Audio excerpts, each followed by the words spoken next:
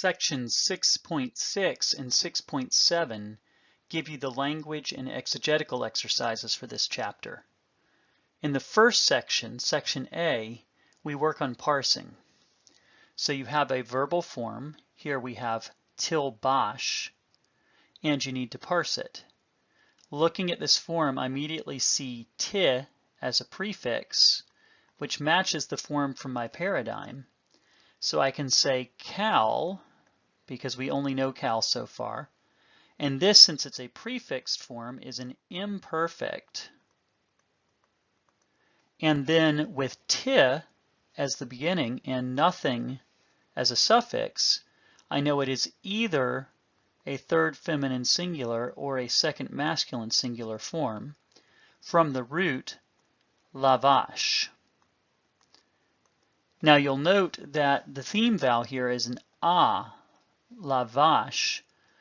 That can happen. You can have a yik tol form like your paradigm, or a different second vowel in the paradigm. So cal imperfect, third feminine singular, or second masculine singular from lavash, which therefore would gloss as either she will wash or you, masculine singular, will wash.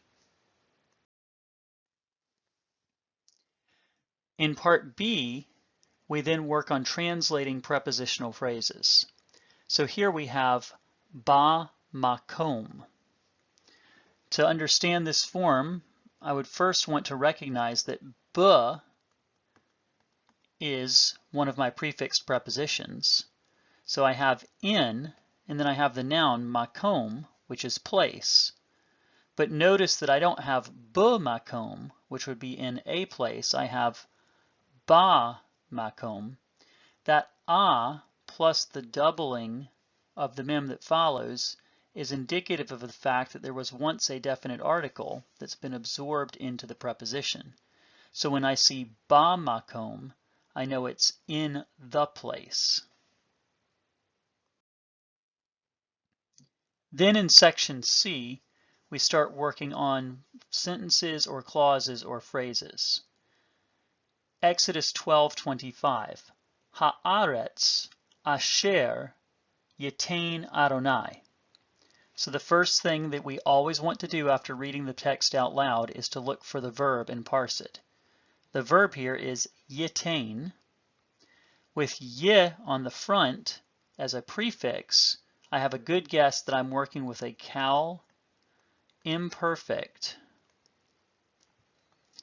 And I have ye as the prefix, third masculine singular. Notice there is no suffix. And then I need to determine the root letters. I have tav and nun, but I need a third root letter. Notice that the tav has a dagesh in it. We have to explain the origin of that dagesh. It cannot be a dagesh lene, a weak dagesh, because it follows the vowel sound of the I, the hirek on ye. Therefore, this must be a dagesh forte, a doubling dagesh, and I need to explain what has caused the tav to double. The number one culprit, and almost the only one you know so far, is if a nun has been assimilated, and restoring that nun gives me the root natan. So I would gloss this yitain as he will give. So I now have to figure out the subject of that verb. Adonai follows, so the Lord will give. And now I need to account for the other words in my clause. Asher is the relative pronoun, who, whom, which, that. So let's say that. And then what's left is haaretz. I recognize ha is the definite article. We have a kametz underneath because you can't double the aleph which follows because it's a guttural. So the land that the Lord will give. Then finally, as we turn to section 7, the exegetical exercise for this chapter builds off that from chapter 5.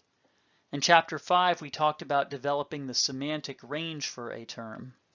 Now in Chapter 6, we talk about using that to specifically decide how you should translate a given term in a specific text.